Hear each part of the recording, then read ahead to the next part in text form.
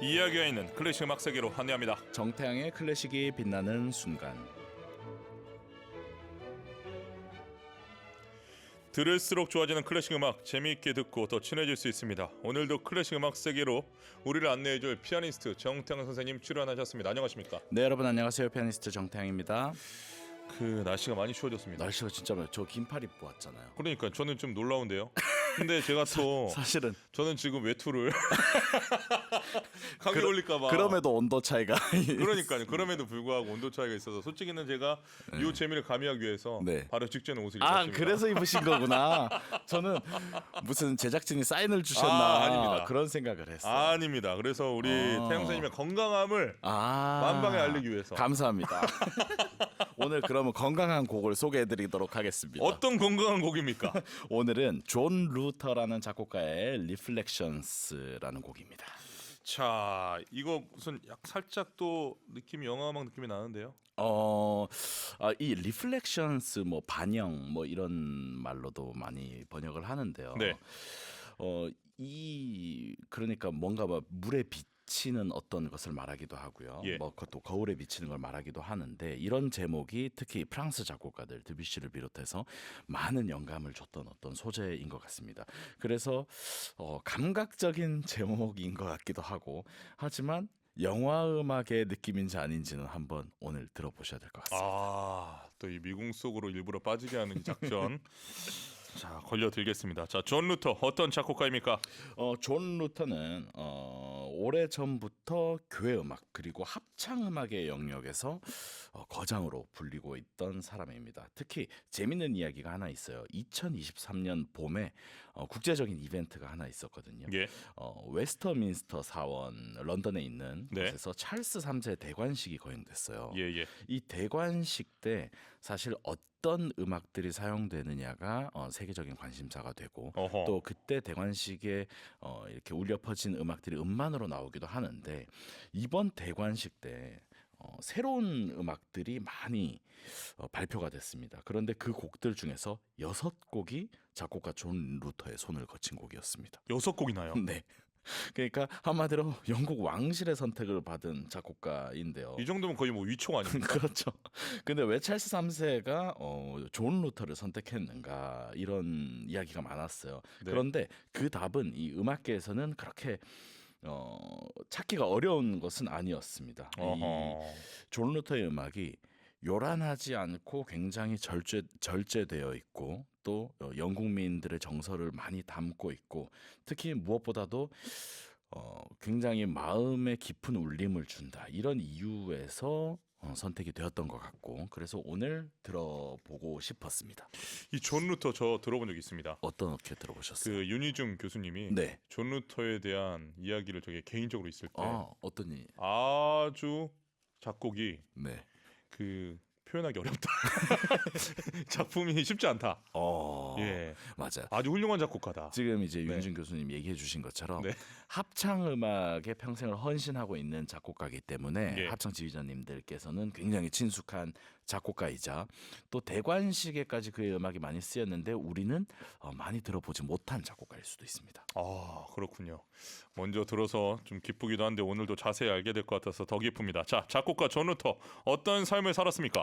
존 루터는 45년에 런던에서 태어났어요. 그러니까 뭐 제게는 아버님 나이 아니면 할아버지 나이 뭐 이렇게 되시는 것 같아요. 이제 이 존 루터가 음악적 환경에 노출되어 있었던 것은 아닙니다. 이 아버지가 화학자였고요. 음악을 좋아했지만은 뭐 정식 음악 교육을 받고 그런 건 아니었습니다. 그리고 이 3살 무렵부터 루터가 매일 점심시간 이후에 아코디언을 연주하는 이제 여성 음악가가 찾아오는 지역 유치원에 다녔다고 해요. 네. 그런데 이 존 루터가 아코디언 소리를 좀 무서워해서 매번 옷장에 숨었다고 하더라고요. 그런데 4-5살 무렵에는 기도 시간 후에 이제 쉬운 클래식 소품 피아노를 연주하고 또 찬송가를 함께 부르는 시간이 있었는데 예. 이 노래 부르는 시간을 너무 좋아했고 하루 종일 노래만 불렀으면 좋겠다라고 바랄 정도였다고 하네요. 그래요. 그 성악에도 소질이 좀 있었습니까? 성악에 그러니까 여러분 노래하는 거 좋아한다고 성악에 소질이 있는 건 아니거든요. 그 판단 한번 잘 해보셔야 되는데 저도 노래하는 걸 좋아하는 사람이었는데 저랑 정경 교수님 목소리 딱 들어보시면 이 목소리 자체 재능의 차이가 크잖아요. 아, 그렇지 않습니다. 뭐 또 갑자기 또 이렇게 또 예상치 못하게 또 오십니까? 그런데 예. 이제 하루 종일 노래만 부르고 싶다는 말을 존 루터 본인이 이야기를 했대요. 그래서 그러면 유치원 다닐 때 얘기인데 그걸 어떻게 기억하는가 봤더니 이 존 루터가 대여섯 살 때부터 집에 있던 업라이트 피아노 있죠. 낡은 업라이트 피아노로 학교에서 불렀던 곡이나 라디오에서 들었던 곡들을 기억해가지고 연주를 하곤 했다고 해요. 그래서 당시에는 이제 악보를 읽거나 쓸 수는 없었잖아요. 어떤 음악 교육을 제대로 받은 게 아니니까. 그래서 그 당시에 곡들은 또 남아 있지 않다고 하네요. 저는 이런 포인트가 굉장히 열받습니다. 저는 이런 포인트에서 굉장히 분노하고요. 아니 왜 이런 걸 남겨놔야지. 저는 한 9살쯤에 이렇게 저 혼자 막 곡을 쓴다고 있습니까? 썼던 게 남아 있어요. 오. 그래서 나름 형식 안에 좀 들어가 있긴 하거든요. 그런 것들은 이렇게 예. 액자에다 이렇게 너무 부끄러워요. 제가 웬만하면 한 번쯤 여러분들께 들려드릴 수도 있잖아요. 정경 교수님, 네. 사실 제가 그 시절에 가곡을 썼답니다. 오, 정말입니까? 그러니까 동요 같은 가곡인 거죠. 어떤 동시를 갖다가 이제 그걸 곡을 썼어요. 9살 때요? 한 9살, 10살쯤이었던 기가 것 같아요. 막힌데요. 근데 제목이 뭡니까? 뭐 잘 기억이 안 나요. 제가 부끄러워서 말도 못 하겠어요, 사실. 제가 언제 한번 주세요. 그거 한번 우리 연주합시다. 보여드릴 텐데 예. 어쨌든 존 루터는 네. 더 어렸을 적이었으니까 저의 그 정도도 아닌 어린 나이였으니까 그건 남아 있지 않다고 했습니다. 자, 여기서 제가 또 하나 포인트 짚겠습니다. 지금 보시면 학교에서 불렀던 곡이나 라디오에서 들은 곡들을 기억한다. 네. 자, 학교랑 라디오 교육이 동급이라는 얘기입니다. 어, 이건 굉장히 중요한 포인트 아닙니까? 그러니까 이제 한국 이게 교육방송 아니, 그만큼 중요하다는. 이르게 학교에 이제 말이요. 좀 너무 흥분해서 학교에서 받는 교육 정말 중요하지만 네. 라디오는 이게 항상 그 시간에 들을 수 있잖아요. 맞아요. 언제 일정하게. 어디서나. 네. 학교는 방학이 있지 않습니까? 맞습니다. 휴학도 있고. 네. 그런 게 없습니다, 라디오는. 영원한 평생 교육의 장이죠. 자, 아들의 재능을 발견한 부모님의 반응 궁금합니다. 그러니까 부모님이 음악가는 아니었지만 네. 그러니까 사실은 루터 같은 경우가 우리 현대의 어떤 음악가들의 음악가가 되는 과정을 어떤 보여주는 게 아닌가 싶습니다. 어허. 그러니까 아버지가 뭐 궁정 바이올리니스트여서 아들의 재능을 알아보고 막 바이올린 시키고 이게 아니라 너무나 지극히 음악과 관련이 없는 부모님들이었는데 그냥 재능을 보이니까 음악을 시키기는 또 해야 되는 거예요. 그리고 이미 이 당시에 여러분 1945년이 지났을 때 그러니까 우리나라보다 뭔가 훨씬 더 산업화가 근대화가 빨랐잖아요. 네. 그러니까 이 시대 영국이나 유럽 중산층에서는 가정집에 업라이트 피아노가 있는 집이 많았습니다. 너무 부럽다. 예, 그러다 보니까 이제 가정교사를 불러서 피아노를 가르치고 이런 일들이 있었거든요. 그래서 이 루터의 부모님도 루터에게 레슨을 시켜야 되겠다 해서 당시 이제 웨스터민스터 사원에 어떤 성가대원들에게도 피아노를 가르치던 부인이 있었어요. 그래서 그분에게 아들을 보내서 피아노를 가르치고 그러니까 그분이 루터에게 악보 읽는 법을 가르쳐주고 자신의 아이디어를 이제 종이에다가 악보에다가 쓸 수 있는 기초를 마련해 준 거죠. 참 지금 이야기만 들어도 그때 당시 문화가 대단하다고 느낄 수 있어요. 이 성가대 단원들에게 네, 피아노를 피아노를 가르쳐주는 그렇죠. 분이 있다는 거예요. 요즘도 그렇게 못 하거든요.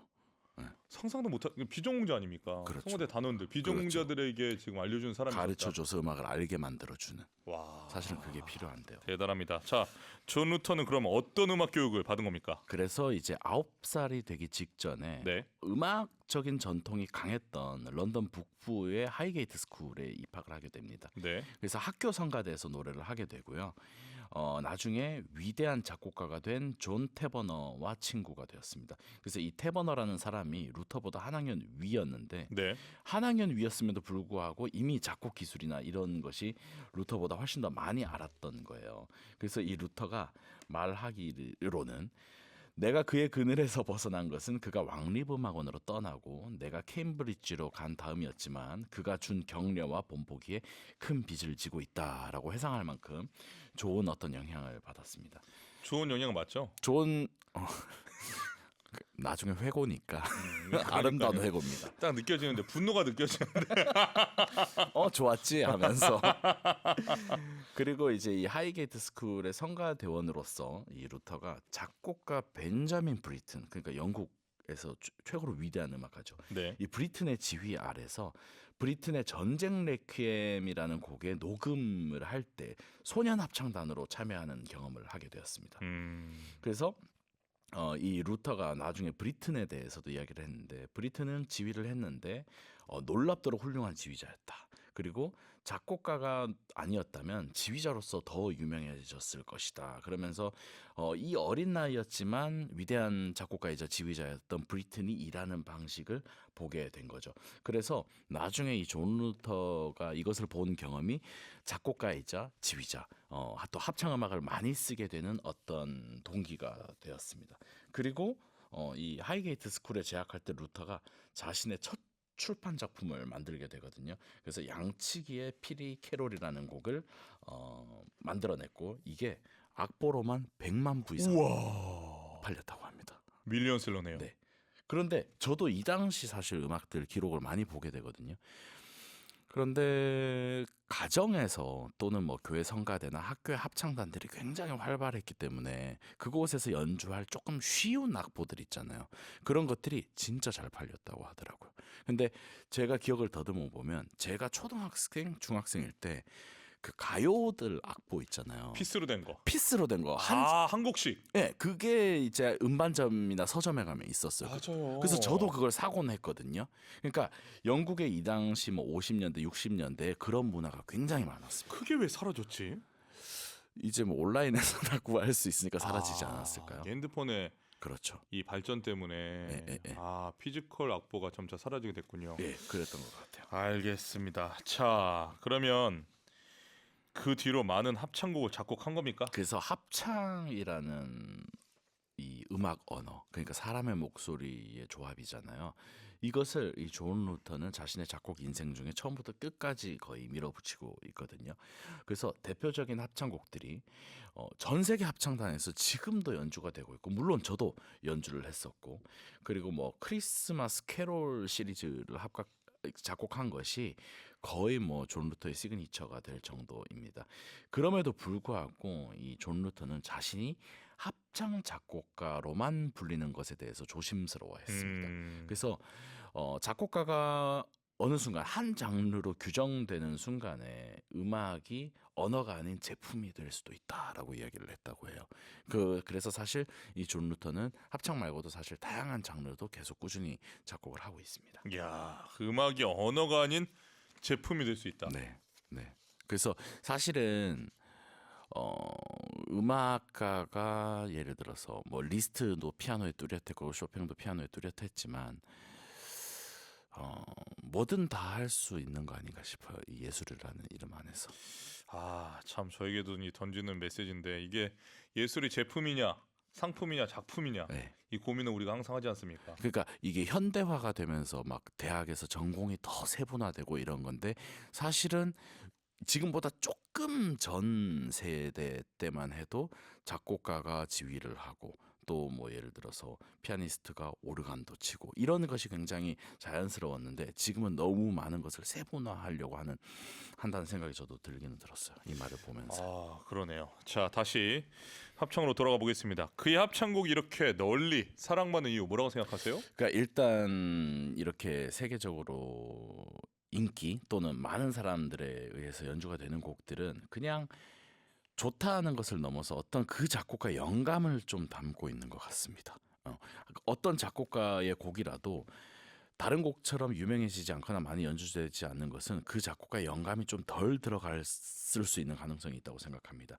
그런데 이 존 루터는 굉장히 진심이 들어있는 작곡가인 것 같고, 음악이 심플한 듯하지만 그렇다고 해서 뭐 얕은 음악은 절대 아닌 것 같습니다.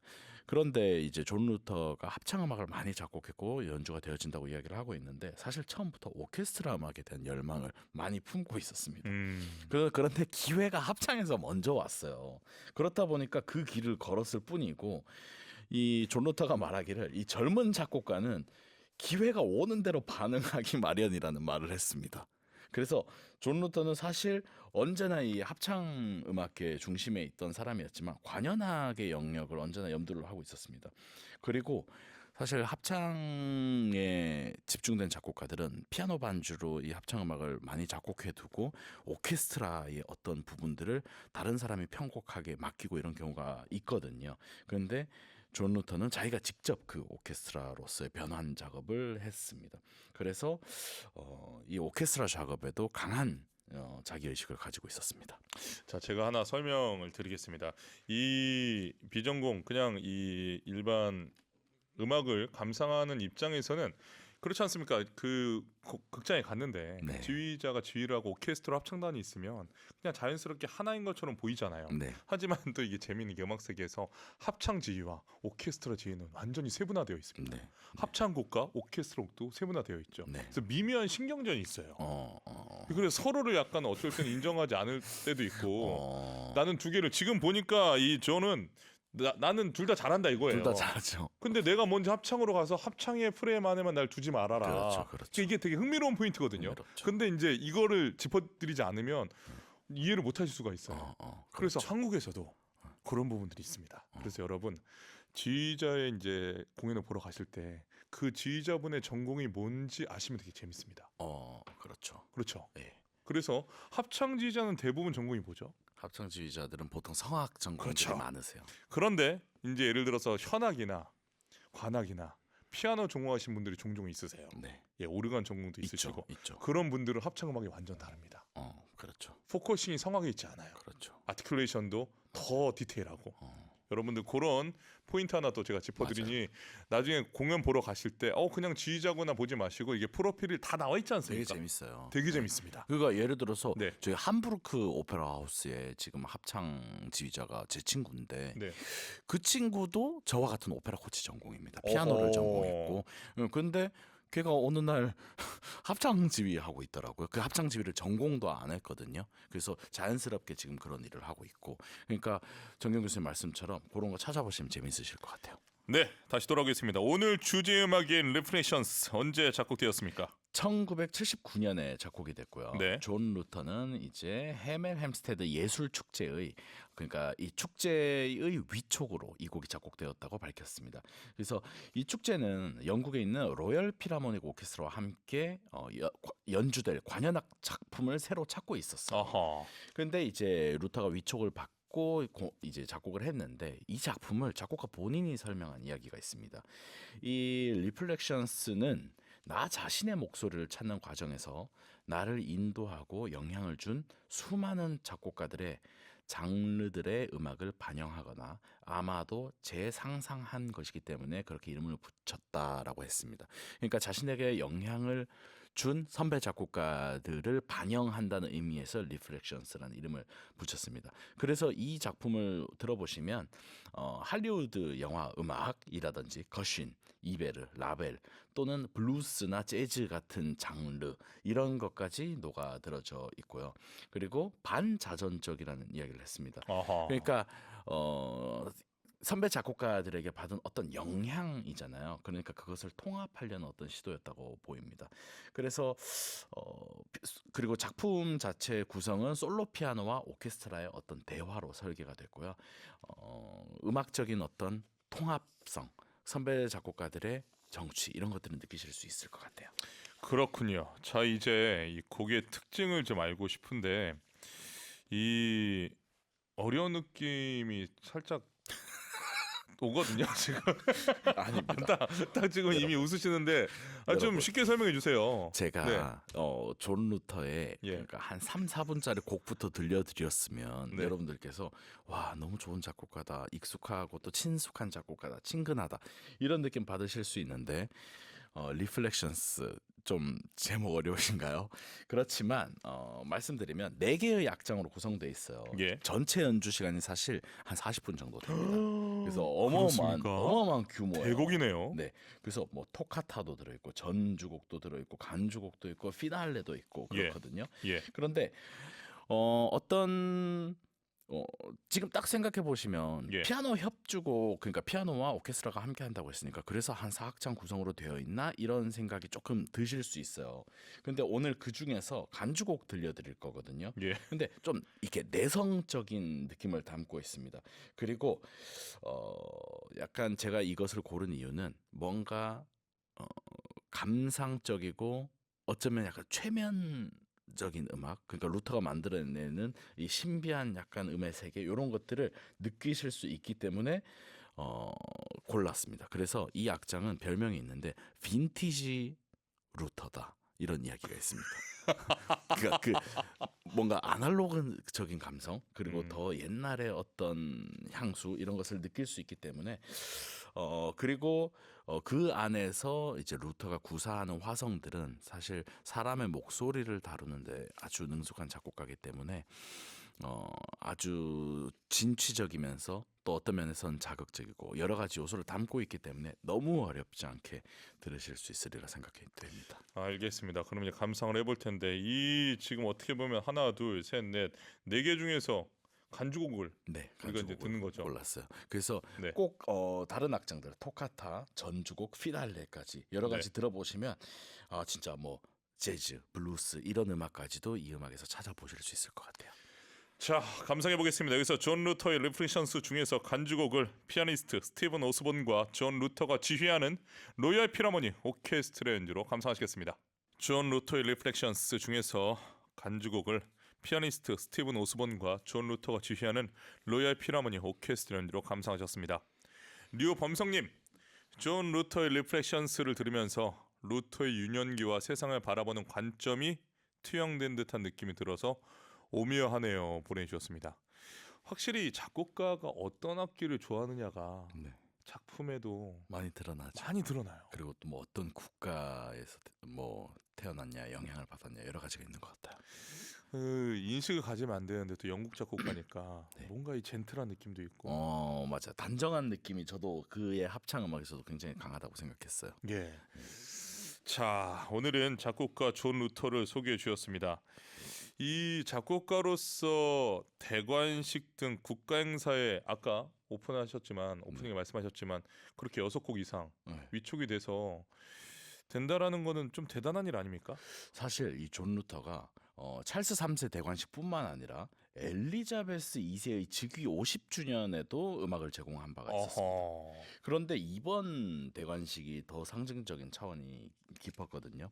그러니까 왕실이 루터에게 공식적으로 작품을 위촉하고 그리고 6곡이 이제 대관식 의례 전반에 걸쳐서 연주가 되고 그러니까 음악이라는 것이 공연장에만 머무는 것이 아니라 국가의 상징 체계 속에서도 굉장히 중요한 역할을 수행한다는 것을 의미해서 저도 사실은 되게 기쁘더라고요. 그러니까 그냥 국민 의례 때만 음악이 연주되고 축가 한 곡이 아니라 이 절차 전체의 음악이 계속 흐른다는 건요. 그래서 무슨 소프라노 뭐 프리티 엔데도 나오고 또 브린터펠이라는 성악가도 나오고 그랬던 걸 봤는데 그래서 이 음악이 뭐 대관식뿐만 아니라 우리 삶 속에 아주 밀접한 존재이다라는 생각을 하게 됐어요. 저는 이 대목에 있어도 우리도 좀 짚어볼 필요가 있는데 네. 우리나라에도 아주 중요한 행사들이 많이 있잖아요. 네, 그런 행사 때 저는 우리나라 얼마나 훌륭한 작곡가들이 많습니까? 많죠. 음악대학에 쏟아지는 작곡가들 그렇죠. 그리고 뭐 진훈 선생님 포함해서 이제 윤희상 네. 돌아가셨지만 네. 그렇게 아주 중요한 작곡가들이 있는데 네. 우리나라의 중요한 행사들도